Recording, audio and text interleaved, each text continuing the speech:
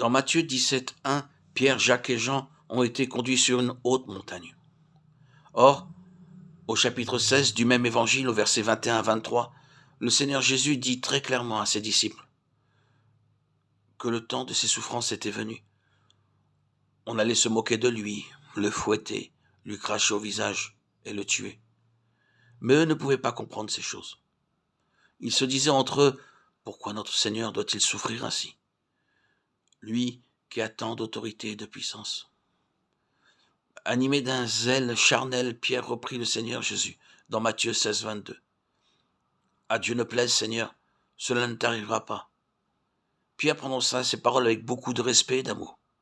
Mais il ignorait qu'il était à ce moment-là un instrument entre les mains de l'ennemi. Pierre était entraîné par un zèle humain. Il croyait témoigner son amour en cherchant à éviter la crucifixion au Seigneur Jésus, mais il ne se rendait pas compte qu'il était le jouet du diable. Le Seigneur fut donc contraint de lui dire « Arrière de moi, Satan ». Il se peut que nous agissions quelquefois de la même façon, que nous intervenions avec un zèle humain dans l'œuvre de Dieu. Par exemple, dans Acte 21, quand Paul se trouvait en route pour aller à Jérusalem, Agabus prophétisa que Paul serait lié, au verset 10 à 14. Lorsque ses compagnons entendirent ces paroles, ils se mirent à pleurer et à dire qu'ils ne lui permettront pas de se rendre à Jérusalem. Mais Paul connaissait la volonté de Dieu et il dit « Que faites-vous en pleurant et en me brisant le cœur ? Je suis prêt non seulement à être lié, mais encore à mourir à Jérusalem pour le nom du Seigneur Jésus. » Ils dirent alors que la volonté du Seigneur se fasse.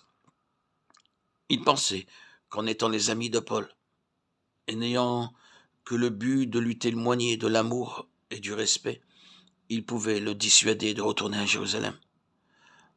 À leur insu, ils contrecarraient le plan de Dieu, car ils ne savaient pas que le Seigneur avait dit à l'apôtre Paul de se rendre à Jérusalem. En agissant de la sorte, de nombreux parents, amis et connaissances empêchent leurs proches d'accomplir la volonté de Dieu. Ils sont entraînés par leur propre zèle et leur affection humaine, et empêchent ainsi leurs enfants ou leur être cher d'obéir à Dieu. Il nous est dit que 6 jours après avoir parlé à ses disciples, Jésus prit Pierre, Jacques et Jean avec lui et les conduisit sur une haute montagne. Le Seigneur savait qu'ils ne pourraient pas comprendre ces choses dans la plaine. C'est la raison pour laquelle ils durent gravir cette haute montagne, et là le Seigneur fut transfiguré devant eux.